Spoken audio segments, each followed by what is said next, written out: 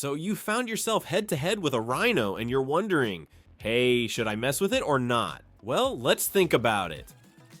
So adult rhinos stand up to 6 feet tall at the shoulder, whereas the average Joe stands around 5.5 feet, barely enough to peek over cubicle walls. Rhinos weigh in at a whopping 2,300 to 5,100 pounds, roughly the mass of an SUV on a caffeine bender. You, on the other hand, tip the scales at about 150 to 200 pounds, more akin to a fully loaded grocery cart. Despite their bulk, rhinos can sprint up to 34 miles per hour, leaving you eating dust if you try to outrun one on a scooter. Your top speed is more like 15 miles per hour on a good day, and that's only downhill. Agility? Rhinos aren't winning any dance contests. They turn sluggishly, but once they're charging, their momentum is like dodging a runaway refrigerator. You, meanwhile, can pivot on a dime, but good luck dodging a horn the length of your arm. And speaking of horns, don't forget the pièce de résistance. A rhino's horn can reach 5 feet long, nature's built-in medieval mace, whereas our most threatening horn is a pointy credit card, barely enough to open a letter.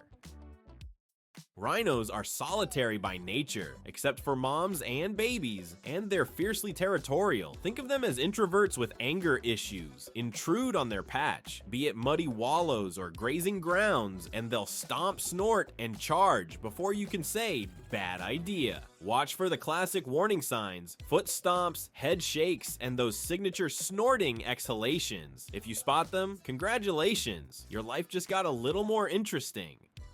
After staking out their turf, these solo grazers need a snack. Rhinos roam the African savannas and Asian grasslands like food critics in a buffet, chomping through grasses, leaves, shoots, and the occasional fruit. Picture a dusty stadium dotted with snack bars, but instead of hot dogs and pretzels, it's all-you-can-eat salad, 100 pounds a day. Think of them as living lawnmowers, if lawnmowers had tusks and mental issues.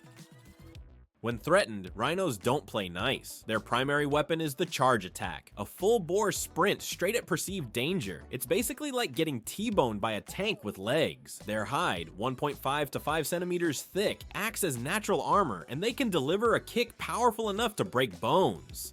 Seriously, don't test that. They'd win. They may have poor eyesight, about 2500 vision, but they're masters of hearing and smell, so stealth isn't exactly your best bet. The final verdict.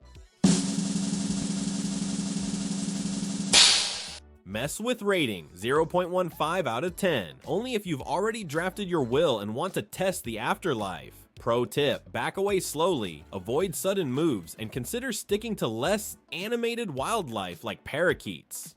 But if you had to fight it,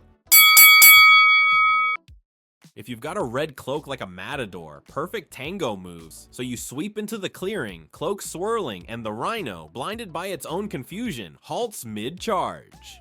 You seize the moment, launching into a series of flawless flamenco footwork that leaves it utterly baffled.